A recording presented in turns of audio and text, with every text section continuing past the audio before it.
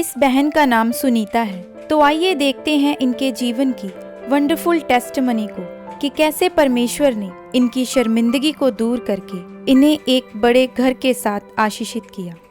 सारिਆਂ ਨੂੰ जय मसीह दी। मेरा नाम सुनीता आ। मैं ਚੱਕ ਫੁੱਲੂ ਦੀ ਰਹਿਣ ਵਾਲੀ ਹਾਂ, ਜ਼ਿਲ੍ਹਾ ਹੁਸ਼ਿਆਰਪੁਰ ਆ। मैं अपने जीवन की बहुत वड्डी गवाही देण जा रही हाँ कि किस तरह परमेश्वर ने मैनू नवे घर दे नाल ब्लैस किया। पिछले 16 सालों तो जिस घर विच असीं रहिंदे सी वो घर साडा कच्चा सी, 2 कमरे सी, कच्चे सी, छत चौंदी हुंदी सी तां सानू इन्नी परेशानी हुंदी सी। जे बारिश आंदी सी तां सानू बहुत परेशानी हुंदी सी तां वो चौण लग पैंदा सी। असीं रात नूं भी उठ के देखना, असीं जगह हर थां समान दे उपर कोई बर्तन रखने, पेटी दे उत्ते चौण लापना, उत्थे बर्तन रखने। सानू इन्नी जणी दिक्कत आंदी सी बहुत ज़्यादा।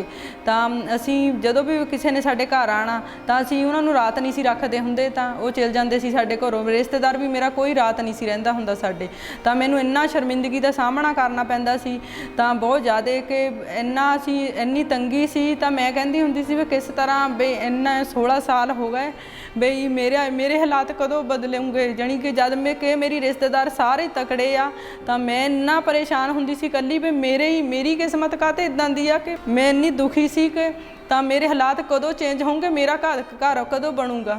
ਜਦੋਂ ਸਾਡੇ ਰਿਸ਼ਤੇਦਾਰ ਆਉਂਦੇ ਹੁੰਦੇ ਸੀ ਘਰ, ਮੈਂ ਉਹਨਾਂ ਨੂੰ ਮਨਾ ਕਰ ਦਿੰਦੀ ਸੀ ਵੀ ਤੁਸੀਂ ਨਾ ਆਇਓ ਸਾਡੇ ਘਰ ਨੂੰ, ਮੈਂ ਤੁਹਾਨੂੰ ਮਿਲਣ ਆ ਜਾਊਂਗੀ।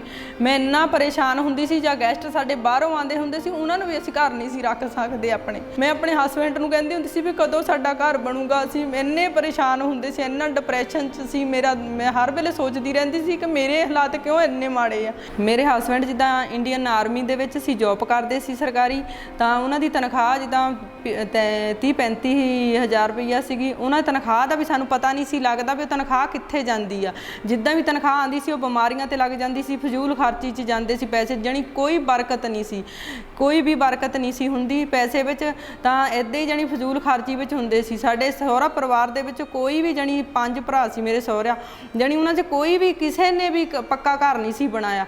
ਤਾਂ ਸਾਨੂੰ ਲੋਕ ਕਹਿੰਦੇ ਹੁੰਦੇ ਸੀ ਘਰ ਵਿੱਚ ਜਿੱਦਾਂ ਪਿੰਡ 'ਚ ਅਸੀਂ ਇੱਕ ਤੁੱਛ ਜਿੱਦਾਂ ਮਨੁੱਖ ਗਿਣਿਆ ਜਾਂਦਾ ਸੀ ਉਸ ਤਰ੍ਹਾਂ ਸੀਗੇ। ਸਾਨੂੰ ਕਹਿੰਦੇ ਹੁੰਦੇ ਸੀ ਇਸ ਪਰਿਵਾਰ ਨੇ ਕਦੇ ਵੀ ਤਰੱਕੀ ਨਹੀਂ ਕਰਨੀ। ਨਾ ਸਾਡੇ ਪਰਿਵਾਰ 'ਚੋਂ ਕਦੇ ਕੋਈ ਬਾਹਰ ਗਿਆ ਸੀ, ਨਾ ਕਦੇ ਕੋਈ ਜੋਬ ਕਿਸੇ ਨੂੰ ਮਿਲੀ ਸੀ। ਤਾਂ ਮੇਰੇ ਹਸਬੈਂਡ ਸੀ ਜੋ ਜੋਬ ਕਰਦੇ ਸੀ।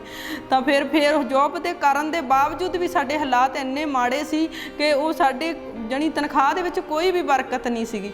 ਅਸੀਂ ਜਿੱਦਾਂ ਘਰ ਵਿੱਚ 4 ਮੈਂਬਰ ਆ, ਮੇਰੇ ਹਸਬੈਂਡ ਆ, ਮੇਰੀ ਬੇਟੀ ਆ ਤੇ ਮੇਰਾ ਬੇਟਾ ਆ। ਤਾਂ ਜਿੱਦਾਂ ਸਾਡੇ 2 ਕਮਰੇ ਸੀ, ਛੋਟਾ ਜਿਹਾ ਇੱਕ 2 ਖਾਣਾ ਦਾ ਕਮਰਾ ਸੀ, ਇੱਕ 3 ਖਾਣਾ ਦਾ। ਛੋਟੇ ਕਮਰੇ ਸੀ। ਜਿੱਦਾਂ ਸਮਾਨ ਇੰਨਾ ਜ਼ਿਆਦਾ ਸੀ ਤਾਂ ਸਮਾਨ ਵੀ ਜਿੱਦਾਂ ਸਾਡੇ ਘਰ ਦੇ ਵਿੱਚ ਕਮਰਿਆਂ 'ਚ ਪੂਰਾ ਨਹੀਂ ਸੀ ਆਉਂਦਾ ਹੁੰਦਾ। ਇੱਕ ਕਮਰੇ 'ਚ ਤਾਂ ਸਾਰਾ ਜਿੱਦਾਂ ਸਮਾਨੇ ਭਰਿਆ ਸੀ ਤਾਂ ਇੱਕ ਕਮਰੇ 'ਚ ਬੈੱਡ ਇਕੱਲਾ ਲੱਗਿਆ ਸੀ, ਉੱਥੇ ਲੰਘਣ ਨੂੰ ਵੀ ਜਗ੍ਹਾ ਹੈ ਨਹੀਂ ਹੁੰਦੀ ਸੀਗੀ। ਤਾਂ ਜਾਣੀ ਅਸੀਂ ਇੰਨੇ ਪਰੇਸ਼ਾਨ ਹੁੰਦੇ ਸੀ ਕਿ ਸਾਨੂੰ 4 ਜਣਿਆਂ ਨੇ ਸੀ ਇੱਕੋ ਬੈੱਡ 'ਤੇ ਬੈਠਣਾ, ਇੱਕੋ ਥਾਂ ਰਹਿਣਾ, ਇੱਕੋ ਥਾਂ ਪੈਣਾ ਸੀ। ਸਾਨੂੰ ਬਹੁਤ ਪਰੇਸ਼ਾਨੀ ਹੁੰਦੀ ਸੀ। ਜਿੱਦਾਂ ਮੈਂ ਕਿਸੇ ਦੇ ਨਾਲ ਜਿੱਦਾਂ ਸਾਡੇ ਗੁਆਂਢੀਆਂ ਨੇ ਮਕਾਨ ਪਾਏ, ਜਦ ਮੈਂ ਇੱਦਾਂ ਲੋਕਾਂ ਦੇ ਘਰਾਂ ਨੂੰ ਦੇਖਦੀ ਹੁੰਦੀ ਸੀ ਤਾਂ ਮੇਰੇ ਮਨ 'ਚ ਇੱਦਾਂ ਆਉਂਦਾ ਹੁੰਦਾ ਸੀ ਵੀ ਕਦੇ ਸਾਡਾ ਵੀ ਘਰ ਬਣੂਗਾ। ਜਦੋਂ ਮੈਂ ਆਪਣੇ ਪੇਕੇ ਘਰ ਜਾਂਦੀ ਹੁੰਦੀ ਸੀ ਤਾਂ ਜਾਣੀ ਰਿਸ਼ਤੇਦਾਰ ਵੀ ਸਾਨੂੰ ਜੇ ਇੱਕ ਤਰ੍ਹਾਂ ਜਾਣੀ ਆਪਣੇ ਕਹਿ ਦਿੰਦੇ ਸੀ ਵੀ ਅਸੀਂ ਜਿੱਦਾਂ ਕਿਸੇ 'ਚੋਂ ਹੁੰਦੇ ਨਹੀਂ ਸੀ, ਸਾਨੂੰ ਇੱਦਾਂ ਕਰਦੇ ਸੀ ਰਿਸ਼ਤੇਦਾਰ ਵੀ ਸਾਰੇ। ਤਾਂ ਉਹ ਕਹਿੰਦੇ ਹੁੰਦੇ ਸੀ ਵੀ ਇਹਨਾਂ ਨੇ ਕੁੜੀ ਵਿਆਹੀ ਆ, ਕਿੱਥੇ ਵਿਆਹੀ ਆ, ਵੀ ਇਹਦੇ ਨਾਲ ਖੂਹ 'ਚ ਧੱਕਾ ਦੇ ਦਿੰਦੇ। ਇੰਨਾ ਜਾਣੀ ਸਾਡਾ ਹਾਲਾਤ ਸਾਡੇ ਖਰਾਬ ਸੀਗੇ। ਤਾਂ ਰਿਸ਼ਤੇਦਾਰਾਂ 'ਚ ਵੀ ਜਾ ਕੇ ਮੈਂ ਇੰਨੀ ਸ਼ਰਮਿੰਦਗੀ ਮਹਿਸੂਸ ਕਰਦੀ ਹੁੰਦੀ ਸੀ ਕਿ ਮੈਂ ਉਹਨਾਂ ਨੂੰ ਕਿੱਦਾਂ ਕੀ ਕਹਿਣਾ ਆ ਵੀ ਮੇਰਾ ਹੀ ਘਰ ਇੱਕ ਕੱਚਾ ਹੁੰਦਾ ਸੀ। ਸਾਰੇ ਰਿਸ਼ਤੇਦਾਰਾਂ ਨੂੰ, ਸਾਡੇ ਸਾਰੇ ਰਿਸ਼ਤੇਦਾਰ ਬਾਕੀ ਵਧੀਆ ਆ, ਇੱਕ ਮੇਰਾ ਹੀ ਘਰ ਕੱਚਾ ਸੀਗਾ। ਤਾਂ ਮੈਨੂੰ ਇੰਨੀ ਫੀਲਿੰਗ ਹੁੰਦੀ ਸੀ ਕਿ ਮੇਰਾ ਹੀ ਘਰ ਕੱਚਾ ਆ। ਜਿੱਦਾਂ ਪਹਿਲਾਂ ਮੇਰੇ ਬੱਚੇ ਛੋਟੇ ਸੀ ਤਾਂ ਜਿੱਦਾਂ ਵੱਡੇ ਹੋਏ ਮੈਨੂੰ ਇੰਨੀ ਇਹਨਾਂ ਦੀ ਜਾਣੀ ਟੈਨਸ਼ਨ ਹੁੰਦੀ ਸੀ ਵੀ ਇਹਨਾਂ ਦਾ ਗਾਹਾਂ ਫਿਊਚਰ ਕਿੱਦਾਂ ਬਣੂਗਾ। ਜਦੋਂ ਮੇਰੇ ਬੱਚਿਆਂ ਨੇ ਜਿੱਦਾਂ ਗੱਲ ਕਰਨੀ ਵੀ ਮੰਮਾ, ਸਾਡੇ ਫਰੈਂਡਾਂ ਨੇ ਫੋਟੋ ਪਾਈਆਂ ਆਪਣੀਆਂ ਕੋਠੀਆਂ ਦੇ ਮੂਹਰੇ ਖੜੇ ਹੋ ਕੇ, ਆਪਣੇ ਜਿੱਦਾਂ ਗੱਡੀਆਂ ਦੇ ਨਾਲ ਉਹਨਾਂ ਨੇ ਖੜੇ ਹੋ ਕੇ ਫੋਟੋ ਕਰਾਉਣੀਆਂ ਘਰਾਂ ਦੇ ਮੂਹਰੇ। ਤਾਂ ਇਹ ਆਪਣੇ ਦਿਲ 'ਚ ਸੋਚਦੇ ਹੁੰਦੇ ਸੀ ਵੀ ਸਾਡਾ ਘਰ ਮੰਮਾ ਕਦ ਬਣੂਗਾ। ਤਾਂ ਮੈਂ ਜਾਣੀ ਇੰਨਾ ਮੈਨੂੰ ਆਪਣੇ ਆਪ ਅੰਦਰੋਂ ਜਾਣੀ ਫੀਲਿੰਗ ਹੁੰਦੀ ਸੀ ਕਿ ਮੇਰੇ ਬੱਚੇ ਇੱਦਾਂ ਸੋਚਦੇ ਵੀ ਸਾਡਾ ਵੀ ਘਰ ਬਣੂਗਾ ਕਦੇ। ਤਾਂ ਆਪਣੇ ਜਿੱਦਾਂ ਬੱਚਿਆਂ ਦਾ ਜਿੱਦਾਂ ਬੜੇ ਹੁੰਦੇ ਸੀ ਇਹਨਾਂ ਦੀ ਪੜ੍ਹਾਈ ਬਾਰੇ ਫਿਰ ਟੈਨਸ਼ਨ ਹੁੰਦੀ ਸੀ ਵੀ ਇਹਨਾਂ ਨੂੰ ਕਿੱਦਾਂ ਪੜ੍ਹਾਉਣਾ ਆ। ਜੀ ਜਿੱਦਾਂ ਮੇਰੇ ਬੱਚਿਆਂ ਨੇ ਮੇਰੇ ਬੱਚੇ ਜਿੱਦਾਂ ਪੜ੍ਹਦੇ ਸੀਗੇ ਤਾਂ ਉਹਨਾਂ ਨੇ ਕਹਿਣਾ ਮੰਮਾ ਜਿੱਦਾਂ ਸਾਡੇ ਦੋਸਤਾਂ ਦੇ ਸਾਡੀ ਸਹੇਲੀਆਂ ਦੇ ਵੱਡੇ ਵੱਡੇ ਘਰ ਆ ਵੀ ਸਾਡਾ ਕਦ ਘਰ ਬਣੂਗਾ ਸਾਡਾ। ਤਾਂ ਜਦੋਂ ਵੀ ਜਾਣੀ ਉਹਨਾਂ ਦੇ ਘਰ ਦੇਖਣੇ ਤਾਂ ਜਦੋਂ ਵੀਡੀਓ ਆਪਣੇ ਉਹਨਾਂ ਨੇ ਕਲਾਸ ਲਾਣੀ ਤਾਂ ਸਕੂਲ ਦੀ ਮੀਟਿੰਗ ਹੋਣੀ ਤਾਂ ਉਹਨਾਂ ਨੇ ਆਪਣਾ ਘਰ ਨਹੀਂ ਸੀ ਸ਼ੋਅ ਕਰਦੇ ਹੁੰਦੇ ਵਿੱਚ। ਤਾਂ ਕਹਿੰਦੇ ਸੀ ਸਾਨੂੰ ਸੰਗ ਲੱਗਦੀ ਆ, ਸਾਨੂੰ ਸ਼ਰਮਿੰਦਗੀ ਮਹਿਸੂਸ ਹੁੰਦੀ ਆ ਵੀ ਸਾਡੇ ਸਹੇਲੀਆਂ ਦੇ ਦੋਸਤਾਂ ਦੇ ਘਰ ਵੱਡੇ ਵੱਡੇ ਆ ਤਾਂ ਸਾਡਾ ਘਰ ਛੋਟਾ ਜਿਹਾ ਆ। ਤਾਂ ਜਾਣੀ ਉਹਨਾਂ ਨੇ ਕਦੇ ਵੀ ਆਪਣੇ ਦੋਸਤ ਨੂੰ ਕਦੇ ਸਹੇਲੀ ਨੂੰ ਘਰ ਨਹੀਂ ਸੀ ਬੁਲਾਇਆ, ਇਸੇ ਸ਼ਰਮਿੰਦਗੀ ਕਾਰਨ ਵੀ ਸਾਡਾ ਘਰ ਛੋਟਾ ਬਹੁਤ ਵਾ। ਤਾਂ ਬਹੁਤ ਇਸ ਗੱਲ ਤੋਂ ਡਿਪਰੈਸ ਸੀ ਮੇਰੇ ਬੱਚੇ ਵੀ। ਜਿਹੜੇ ਸਾਡੇ ਫੋਰਨ ਵਿੱਚ ਰਿਸ਼ਤੇਦਾਰ ਸੀ, ਮੇਰੀ ਦੀਦੀ ਆ ਇੱਕ ਇੰਗਲੈਂਡ 'ਚ ਆ, ਇੱਕ ਮੇਰੀ ਦੀਦੀ ਸਪੇਨ ਵਿੱਚ ਆ, ਤਾਂ ਮੇਰਾ ਭਰਾ ਇਟਲੀ ਵਿੱਚ ਆ। ਤਾਂ ਜਦੋਂ ਵੀ ਉਹਨਾਂ ਨੇ ਸਾਡੇ ਘਰ ਆਉਣਾ ਮੈਨੂੰ ਇੰਨੀ ਸ਼ਰਮਿੰਦਗੀ ਫੀਲ ਹੁੰਦੀ ਸੀ ਕਿ ਮੈਂ ਉਹਨਾਂ ਨੂੰ ਕਿੱਥੇ ਬਾਹ ਲੈਣਾ, ਜਗ੍ਹਾ ਘੱਟ ਹੋਣ ਦੇ ਬਾਵਜੂਦ ਵੀ ਉਹ ਜਿੱਦਾਂ ਸਾਡੇ ਘਰ ਨਹੀਂ ਸੀ ਆਉਂਦੇ ਹੁੰਦੇ। ਤਾਂ ਉਹਨਾਂ ਨੇ ਜੇ ਆਉਣਾ ਵੀ ਆ ਤਾਂ ਚਾਹ ਪਾਣੀ ਪੀ ਕੇ ਜਦੇ ਵਾਪਸ ਹੋ ਜਾਂਦੇ ਸੀ। ਉਹ ਕਹਿ ਦਿੰਦੇ ਸੀ ਅਸੀਂ ਕਿੱਥੇ ਰਹਿਣਾ ਆ। ਤਾਂ ਮੈਂ ਆਪਣੇ ਆਪ 'ਚ ਜਾਣੀ ਮੈਨੂੰ ਇੰਨਾ ਪਰੇਸ਼ਾਨੀ ਹੁੰਦੀ ਸੀ, ਇੰਨੀ ਮੈਂ ਸ਼ਰਮਿੰਦਗੀ ਮਹਿਸੂਸ ਕਰਦੀ ਹੁੰਦੀ ਸੀ ਵੀ ਕਦੇ ਉਹ ਸਾਡੇ ਹਾਲਾਤ ਬਦਲੂਗੇ। ਤਾਂ ਮੈਂ ਜਾਣੀ ਇੰਨੀ ਡਿਪਰੈਸ਼ਨ ਵਿੱਚ ਜਾਂਦੀ ਹੁੰਦੀ ਸੀ। ਤਾਂ ਮੈਨੂੰ ਪਤਾ ਨਹੀਂ ਸੀ ਲੱਗਦਾ ਵੀ ਅਸੀਂ ਘਰ ਕਦੋਂ ਅਸੀਂ ਘਰ ਦੇ ਨਾਲ ਕਦੋਂ ਬਲੈਸ ਹੋਣਾ, ਅਸੀਂ ਥਾਂ ਲਵਾਂਗੇ ਵੀ ਜਾਂ ਨਹੀਂ। ਮੇਰੇ ਹਸਬੈਂਡ ਜਿਹੜੇ ਇੰਡੀਅਨ ਆਰਮੀ ਵਿੱਚ ਜੌਬ ਕਰਦੇ ਆ, ਜਦੋਂ ਘਰ ਛੁੱਟੀ ਆਉਂਦੇ ਹੁੰਦੇ ਸੀ, ਜਦ ਅਸੀਂ ਇੱਕੋ ਕਮਰੇ 'ਚ ਰਹਿਣਾ ਤਾਂ ਉਹ ਵੀ ਇਹੀ ਸੋਚਦੇ ਹੁੰਦੇ ਸੀ ਵੀ ਅਸੀਂ ਕਦ ਘਰ ਬਣਾਵਾਂਗੇ ਆਪਣਾ। ਜਾਣੀ ਉਹਨਾਂ ਨੂੰ ਵੀ ਹਰ ਵਕਤ ਇਹੀ ਸ਼ਰਮਿੰਦਗੀ ਰਹਿੰਦੀ ਸੀ ਵੀ ਸਾਰੇ ਰਿਸ਼ਤੇਦਾਰਾਂ ਦੇ ਘਰ ਵੀ ਵਧੀਆ, ਸਾਰੇ ਫੋਰਨ ਵਿੱਚ ਸਾਰੇ ਵਧੀਆ ਆ, ਵੀ ਸਾਡਾ ਘਰ ਨਹੀਂ ਬਣਿਆ, ਅਸੀਂ ਕਦ ਘਰ ਬਣਾਵਾਂਗੇ।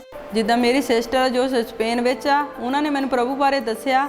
ਤਾਂ 2017 ਵਿੱਚ ਪ੍ਰਭੂ 'ਚ ਆਏ ਹਾਂ। ਜਿੱਦਾਂ ਹੀ ਮੈਂ ਇੱਥੇ ਆਪਣੇ ਖਾਂਬੜੇ ਚਰਚ ਆਈ ਹਾਂ, ਆਪਣੇ ਖਾਂਬੜੇ 'ਚ ਜਦੋਂ ਪਰਮੇਸ਼ਰ ਦੇ ਦਾਸ ਨੇ ਜਦੋਂ ਬਚਨ ਹੁੰਦੇ ਸੀ ਉੱਥੇ, ਤਾਂ ਜਦੋਂ ਮੈਂ ਬਚਨ ਸੁਣੇ ਆ, ਪ੍ਰੇਅਰ ਸੁਣੀ ਆ, ਤਾਂ ਮੇਰੇ ਮਨ ਨੂੰ ਇੰਨੀ ਸ਼ਾਂਤੀ ਆਈ ਤਾਂ ਜਿੱਦਾਂ ਕਿਤੇ ਮੈਂ ਸਵਰਗ 'ਚ ਆ ਗਈ ਹੁੰਨੀ ਆ। ਜਾਣੀ ਘਰ ਮੈਨੂੰ ਕੋਈ ਸ਼ਾਂਤੀ ਨਹੀਂ ਸੀ ਹੁੰਦੀ। ਤਾਂ ਜਿੱਦਾਂ ਹੀ ਮੈਂ ਇੱਥੇ ਭਵਨ 'ਚ ਆਈ, ਜਿੱਦਾਂ ਮੈਂ ਆਈ ਮੈਨੂੰ ਬਚਨ ਬਹੁਤ ਵਧੀਆ ਲੱਗਾ। ਮੈਂ ਡੇਲੀ ਜਿੱਦਾਂ ਹਰ ਸੰਡੇ ਦੀ ਸੰਡੇ ਇੱਥੇ ਆਉਣ ਲੱਗ ਪਈ।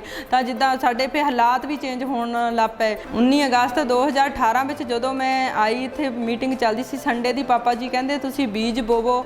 ਤਾਂ ਜਿਹਦਾ ਭਵਨ ਬਣ ਲੱਗਾ ਸੀ ਤਾਂ ਕਹਿੰਦੇ ਬੀਜ ਬੋਵੋ, ਤੁਸੀਂ ਬੀਜ ਇੱਦਾਂ ਦਾ ਹੋਣਾ ਚਾਹੀਦਾ ਜਿਹੜਾ ਤੁਹਾਡੇ ਅੰਦਰ ਨੂੰ ਹਿਲਾ ਦੇਵੇ। ਜਿੱਦਾਂ ਮੈਂ ਉਸੇ ਗੱਲ ਨੂੰ ਰਿਸੀਵ ਕੀਤਾ। ਮੇਰੇ ਹਸਬੈਂਡ ਕਹਿੰਦੇ ਨਹੀਂ, ਆਪਾਂ ਜਿੱਦਾਂ ਵੀ ਕਰਕੇ ਅਸੀਂ ਬੀਜ ਬੋਣਾ ਆ, ਜਾਂ ਪਰਮੇਸ਼ਰ ਦੇ ਦਾਸ ਨੇ ਕਿਹਾ ਤਾਂ ਅਸੀਂ ਬੋਣਾ ਆ। ਅਸੀਂ ਉਸੇ ਵੇਲੇ ਲੋਨ ਲਿਆ, ਲੋਨ ਲੈ ਕੇ ਅਸੀਂ ਬੀਜ ਬੋਇਆ। ਜਿੱਦਾਂ ਹੀ ਅਸੀਂ ਬੀਜ ਬੋਇਆ ਉਸ ਤੋਂ ਬਾਅਦ ਅਸੀਂ 2019 ਦੇ ਵਿੱਚ ਜਿੱਦਾਂ ਸਾਨੂੰ ਪਰਮੇਸ਼ਰ ਨੇ ਘਰ ਦੇ ਨਾਲ ਬਲੈਸ ਕੀਤਾ। ਪਰਮੇਸ਼ਰ ਨੇ ਮੈਨੂੰ 3 ਮੰਜ਼ਲੀ ਘਰ ਦੇ ਨਾਲ ਬਲੈਸ ਕੀਤਾ, ਜਿਸ ਵਿੱਚ 8 ਕਮਰੇ ਆ, 2 ਲੌਬੀਆਂ ਆ, 3 ਬਾਥਰੂਮ ਆ, 2 ਕਿਚਨ ਆ। ਤਾਂ 3 ਮੰਜ਼ਲੀ ਘਰ ਦੇ ਨਾਲ ਪਰਮੇਸ਼ਰ ਨੇ ਮੈਨੂੰ ਬਲੈਸ ਕੀਤਾ। ਜਦੋਂ ਮੈਂ ਘਰ ਸ਼ੁਰੂ ਕੀਤਾ ਸੀ ਤਾਂ 1500 ਰੁਪਈਆ ਮੇਰੇ ਕੋਲ ਸੀ। ਪਰਮੇਸ਼ਰ ਨੇ ਮੇਰੇ ਲਈ ਡਿਵਾਈਨ ਹੈਲਪਰ ਖੜੇ ਕੀਤੇ ਤਾਂ ਪਰਮੇਸ਼ਰ ਨੇ ਮੈਨੂੰ 55 ਲੱਖ ਦੇ ਘਰ ਦੇ ਨਾਲ ਬਲੈਸ ਕੀਤਾ। ਮੈਂ ਪਰਮੇਸ਼ਰ ਦਾ ਬਹੁਤ ਧੰਨਵਾਦ ਕਰਦੀ ਹਾਂ। ਜਦੋਂ ਹੁਣ ਸਾਡਾ ਘਰ ਜਿੱਦਾਂ ਸਾਨੂੰ ਪਰਮੇਸ਼ਰ ਨੇ 3 ਮੰਜ਼ਲੀ ਘਰ ਦੇ ਨਾਲ ਬਲੈਸ ਕੀਤਾ, ਤਾਂ ਹੁਣ ਲੋਕ ਸਾਨੂੰ ਦੇਖਦੇ ਆ ਵੀ ਇਹਨਾਂ ਨੇ ਐਡਾ ਬੜਾ ਘਰ ਕਿੱਦਾਂ ਬਣਾ ਲਿਆ, ਇੰਨਾ ਇਹਨਾਂ ਨੂੰ ਕਿੱਦਾਂ ਬਲੈਸ ਕੀਤਾ, ਇੰਨਾ ਵਧੀਆ ਨਕਸ਼ਾ ਇਹਨੇ ਕਿੱਥੋਂ ਬਣਾਇਆ। ਹੁਣ ਜਿਹੜੇ ਲੋਕ ਜਿੱਦਾਂ ਸਾਨੂੰ ਕਹਿੰਦੇ ਸੀ ਵੀ ਕੁਝ ਕਰ ਨਹੀਂ ਸਕਦੇ, ਉਹ ਸਾਡੇ ਘਰਾਂ ਦੀਆਂ ਫੋਟੋ ਖਿੱਚ ਕੇ ਲੈ ਕੇ ਜਾਂਦੇ ਸਾਡੇ ਕੋਠੀ ਦੀਆਂ।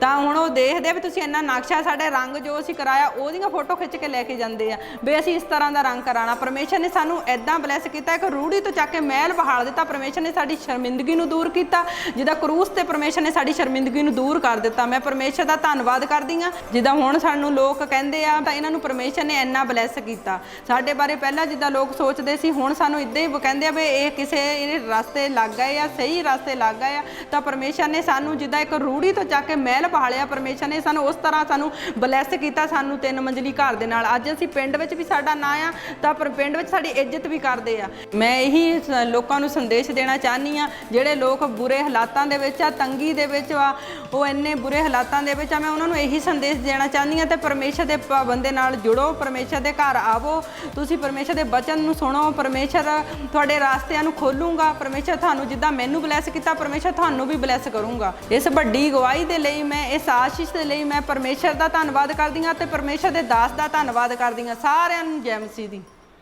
हमारे YouTube चैनल को सब्सक्राइब करें ताकि आप परमेश्वर के गहरे वेदों को जान सकें कि कैसे आप परमेश्वर में बढ़ सकते हैं, कैसे आप दुष्ट आत्माओं से, नशों से, बीमारियों से और वंशों के श्रापों से आज़ाद हो सकते हैं।